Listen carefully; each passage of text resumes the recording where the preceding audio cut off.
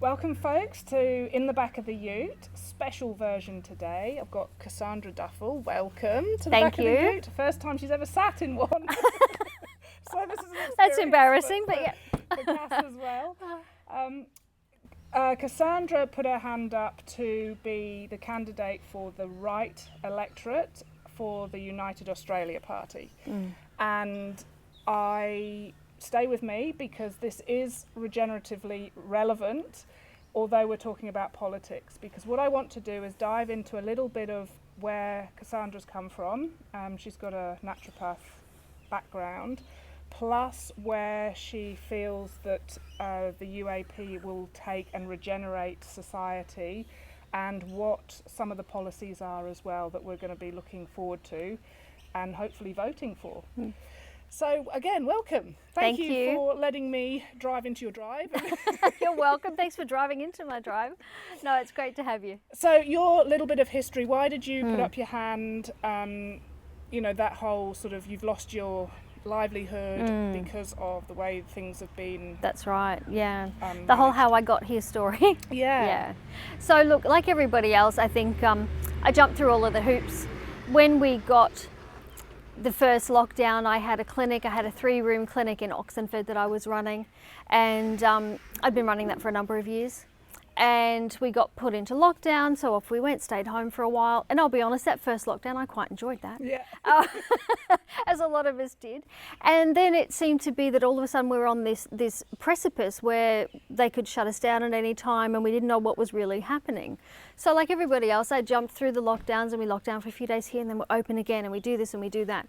Then the mandates started coming in. And we were mandating people, you know, we had to check vaccine status to come in. I wasn't mandated as a practitioner yet, but I was supposed to only let vaccinated people in, and we were having to QR code. And for me, that really upset my sense of people's freedom and people's privacy. It's really none of my business what your medical history is in that way, unless it impacts on your health condition that you're coming to me for. Yeah. You know, I have no right to know whether you're vaccinated or whether you're not. So that really upset me. Then I hit a point where my lease was up in the clinic and I had to sign another 5 years. And with the current sentiment, the way things were at the time, I was really uncomfortable signing that next 5 years. I thought it could be very detrimental. So at that point, I made the call to close the clinic and I moved the clinic back home here. I did actually start the clinic about a decade ago as a home-based business. So I thought that's fine, going back to my roots, I can do that. So we did that, moved the clinic back here and all my clients were very happy to come face to face. Then it changed and I could no longer see clients face to face if I wasn't vaccinated. So I jumped through that hoop as well. All of a sudden everything's telehealth. I will only do telehealth, which upset a lot of my clients, but it's what I had to do to stay open. And it was around this time that I sent out a survey to my client base. And let's remember, I've run this business for almost a decade. I started this business as a solo parent and after my divorce, and I built it from nothing. Yeah. You know, I built it from nothing, and it was sort of the pride and joy. And so I've emailed all of my clients and said, look, where's everybody at? What's happening? Have you been affected? Have you lost job? Have you lost your hours? Has your partner lost the job? How have you been impacted? And this went out to 500 clients, current clients that I was seeing at that time. 80% of them, just over 80%, responded and said, yes, I've lost hours, or my partner's lost hours, or I've lost my job, or I'm not getting enough hours. Remembering that here on the Gold Coast, a lot of my clients were people that owned small businesses. They were people that worked in the hotels, they worked in hospitality. I had a big contingent of clients from SeaWorld, and I had, you know, marine trainers, and I had a lovely contingent of clients, but so many had been impacted by this because their businesses or their jobs had been impacted. Yeah. And that's when we started to get a bit concerned about being able to continue running. Costs started to go through the roof. The cost of herbal medicines, supplements, astronomically expanded, and we got to the point where it really was at the point where I'm giving herbs out and making no cost on them. Wow. These expensive medicines that I've trained for and I'm making up custom for everybody, I'm making no profit. Yeah. So you can't continue with that. And then we get to this point of the year where we have to redo our association membership and our insurance. And as much as I can do those, as far as the standard goes, to be able to do that, I need to give them a first aid certificate that I can't get unless I can go to a space double jabbed and perform my first aid. But So you've had COVID. I've had COVID. I had COVID at the end of January, and I'll be honest with you, it was a bit of a non-event. Yeah. I was ready thinking, oh, we had influenza A a few years ago, and we were so sick. We had 2 weeks of me and the kids sleeping in the lounge room together, and just, I could barely move. I was so sick. I've never been that sick in my life. Yeah. And I thought, oh gosh, here we go. COVID's going to do that to us. I tested positive for about 24 hours. Okay. I had a very, very mild sore throat. I had a massive headache, and that was it.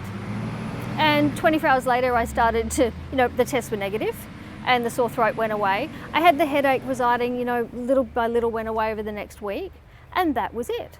My kids didn't get sick, my husband didn't get sick. So even though I did have a positive case of COVID and I had the rat test to prove it, I couldn't get an exemption. I didn't get a PCR test, so I can't back that up. It could be anybody's rat test, I was told. So I didn't get my exemption that I was so looking forward to.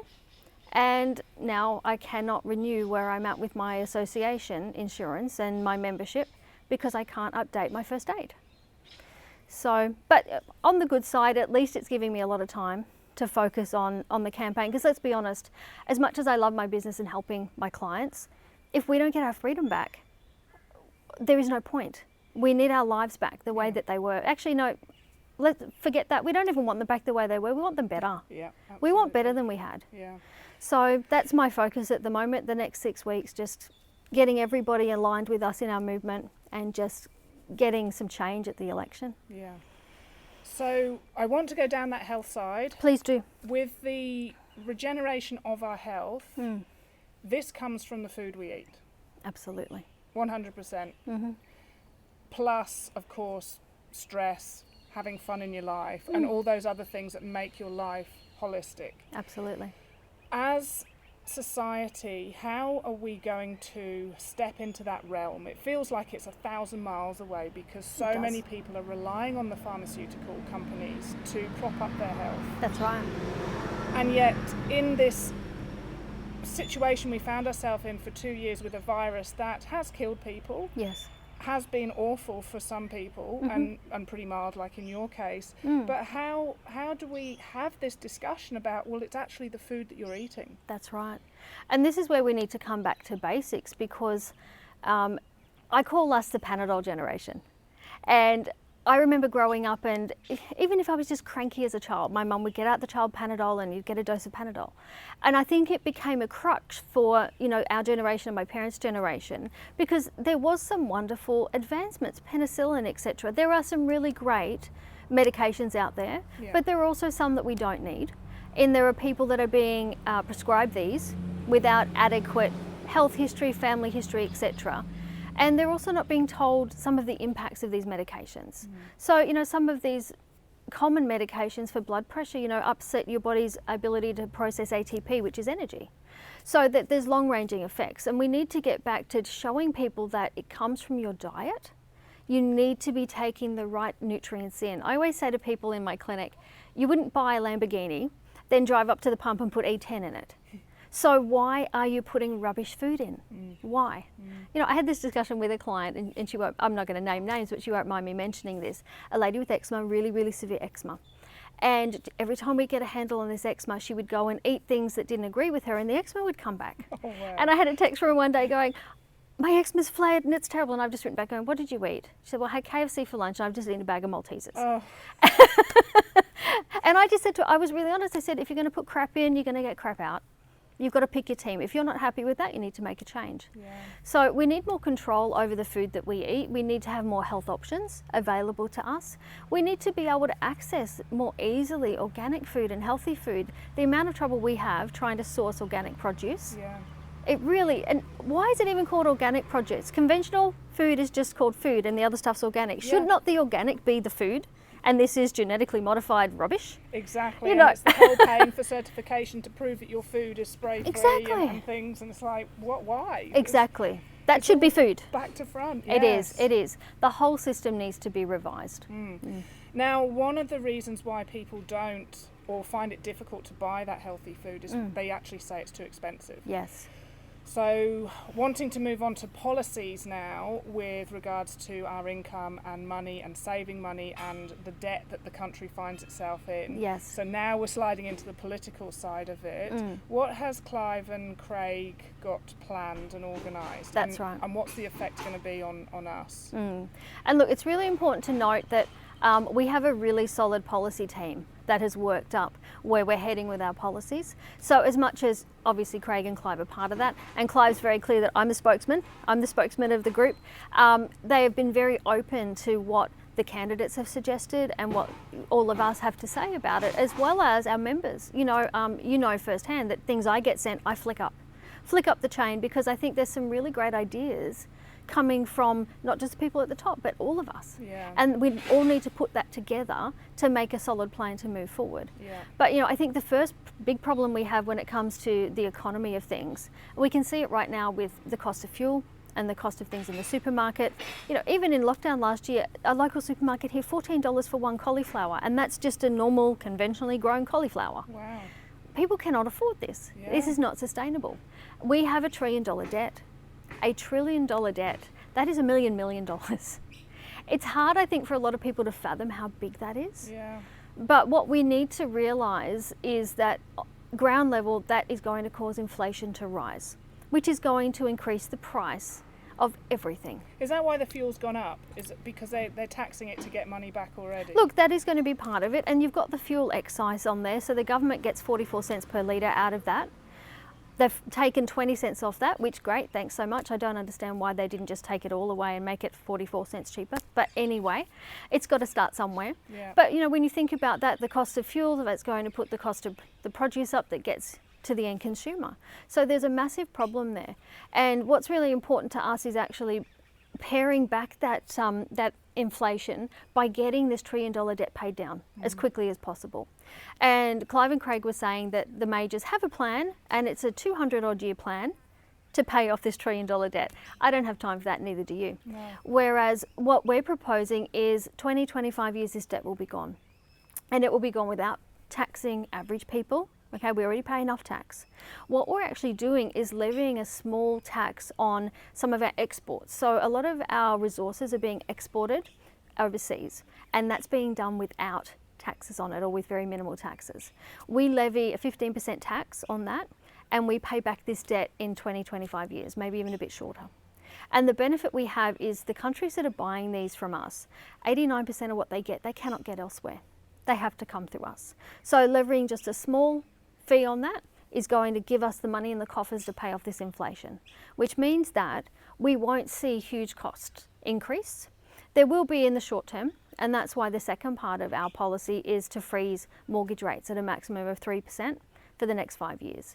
And we're doing that to buffer everybody, pay down the debt so we can manage the inflation. So there's a lot of really sound policies coming through, whether you believe in the mandates or whether you don't, or whether you believe we've lost our freedoms or whether you don't. The financial policies that we're putting forward are very, very sound. Yeah. And are really going to take the country forward. Yeah. Another one that we are really pushing for is a zonal tax break. So people that live 200 kilometres from your metro city get a 20% tax break. Because we need to start getting people back out into our rural communities. We need to start regenerating the businesses, the livelihoods out there. I met a lovely lady on the weekend who can't work in her job anymore because of the mandates, and she's actually working on the farm out there. But the farms are telling me they're in the same situation, struggling for employees because they're not getting the backpackers out there now. Yeah. So there's a huge on-flow problem. But I think by really supporting those communities, by getting that tax rate down, I think we're going to see more people moving out to those areas to support the infrastructure and the businesses that are there. Yeah, I think a lot of people have had enough of city life too. We have. I always said to my husband, our long-term plan is move somewhere. I'd like to move to a small town somewhere and just own the local supermarket and just get to know people and just a little life. That small a little small community. community life I'd be happy with. Now I have got to ask you this question. Please. And I have asked you it before, but for the camera, how are we going to freeze those interest rates in the banks? Because I Yeah. know everybody will be going, well, that's great, but how are we actually going to do it? That's right, that's right. And look, Craig and Clive have a plan with the team on the back end of that. There's a lot of fiscal policy involved, and I do believe some of that is in terms of supporting the banks for what they're about to lose. But I do know that Clive is going to make a lot more of that clear at his press club address. And as of next week, there's going to be a lot more of the finer detail coming out. Okay, fantastic. Sorry, what other questions? What haven't we covered?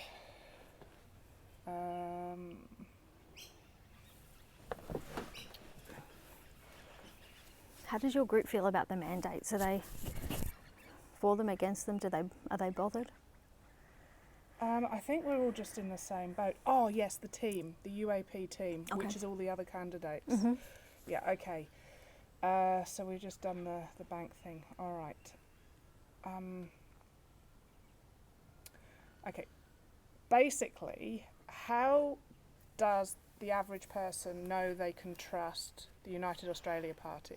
Because of course with every single political party there's corruption, there's greed, there's this, there's that. That's what right. makes the UAP different? Yeah, and look, it's so true what you say, and I don't think in my life I've ever voted and felt like it made a difference. You know, and I've always tried to support independents and people with good ideas.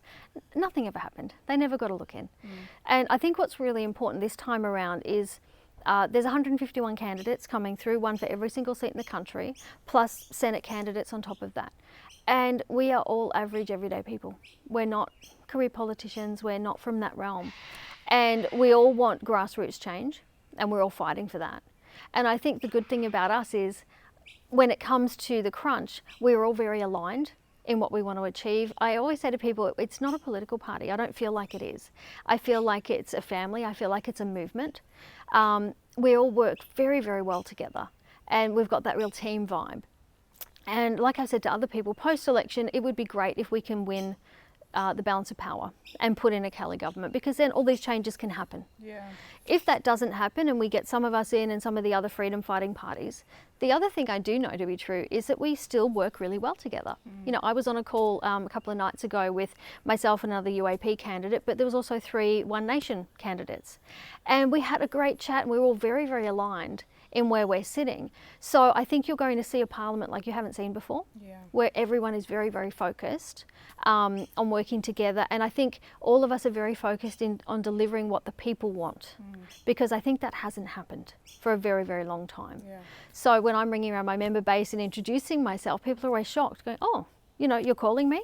You know, and what do you want? What would you like to see? Oh, well, no one's ever asked me that before. So I'm keeping a massive spreadsheet of what everyone's telling me. So when it comes to the crunch, I have that there, and I can go, right, what do we need to do? And it's not a matter of what I think. It's not a matter of my judgment call. I'm there to be a voice for what everyone else thinks, if that makes sense. And talking to all of the other candidates I've gotten to know really well, we're all in the same boat. And I do love that as well, because I saw Clive and Campbell Newman talking. So the Liberal Democrats with the United Australia Party. And I mean, they were even joking that who would have thought the two of us would be coming on side with each other. And so the Liberal Democrats are very similar as well, aren't they, with regards to their team of candidates that they're putting together? Look, they are. A lot of people go, oh, Liberal. No, they're not Liberal. Liberal Democrats, different party. And if you have a look on their website, they have a very, very clear freedom manifesto, just like we do. So very aligned in that way. And I can say the same from a number of the One Nation people I've spoken to as well. So very clearly aligned with everybody's freedom and about getting prosperity back. So it is great to see Clive and Campbell Newman getting along. And what that means for us, you know, and let's clear up any of those debacles over preferences and who gives my preferences. You give your own preferences. Fill out every box and it goes where you say. The how to vote card you get given as you walk in is just a suggestion. Like on a cereal box, put milk on it. It's no different. We're not giving up your preference to anybody. We are, as a candidate, we have the control over those how to vote cards, and we get to say who goes where. And in my seat, there actually isn't a Liberal Democrat candidate. Oh, there isn't? There isn't. At the moment, there isn't. There may be someone coming forward we don't know of yet. But at this point in time, there isn't. So obviously that won't be on my how to vote card, but it will be on other people's how to vote card. But I also do know, Clive was saying he's had discussions with Pauline, and Pauline's putting the UAP third She's putting Katter second and us third, but the Katter party aren't running many candidates. So for example, in my electorate, again, there's no Katter. So we'll probably come second on that one. Yeah. So you can see that we are, as much as we're all competing for seats right now, and we have to do that because the more of the balance of power we can get, the more we can make these changes. Yeah. Without that, we come down to the negotiation. But the good thing is that a lot of us are aligned. So once we have won the seats and we know who sits where, I think everyone's going to be really focused on just getting the job done. Yeah. And the other thing that you have mentioned as well is that although you are in a party, you are still individual. Absolutely, absolutely. So what does that mean? Yeah. Look, we've been really clear about that from the get-go, and I've said it to the team myself, because we see the major parties, they keep voting on the party line. And whether they might agree or disagree, I don't really know, because they just do what they're told. And myself and the other candidates have been very vocal with head office and the team about this, going, when we're in, we're going to vote what's best for our area. You know, and at the moment, that's completely aligned with the UAP. There's no issues there. But let's say sometime down the track that does happen. From my point of view, I vote with what we need. And I'm not necessarily going to vote on that party line, and I know the other candidates are the same. And that's just a breath of fresh air, really, isn't it? Wouldn't that be nice? Imagine a whole heap of people in Parliament voting for the people and working together. Yeah. Like, what a strange turn of events that would be.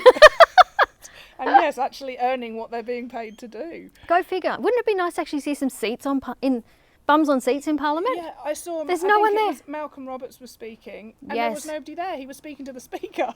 That's right. It's like, what is everybody else doing? What are they doing? Phoning it in? You know, I don't understand that myself. They're paid for a job. Why are they not there? Yeah. Absolutely. So I can guarantee you, when we're all in there, you will see us. We're so excited to be there.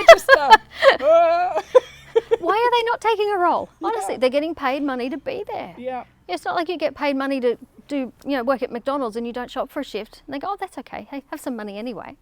Yeah. Okay, and then probably lastly, I reckon, unless I think of something else, okay, everyone that's been watching this has gone, okay, brilliant, we love Cassandra, she's great. If the other candidates are like her, awesome. But we've got a few doubts about Clive. Yeah.